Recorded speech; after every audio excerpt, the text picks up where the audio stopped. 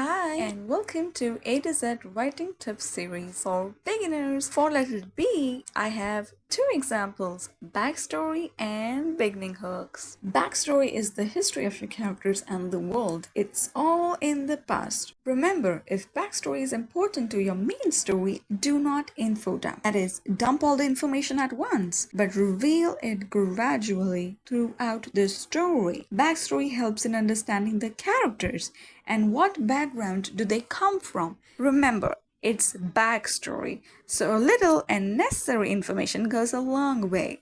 You do not need to give paragraphs of backstory into your main story. Now, how to write a backstory?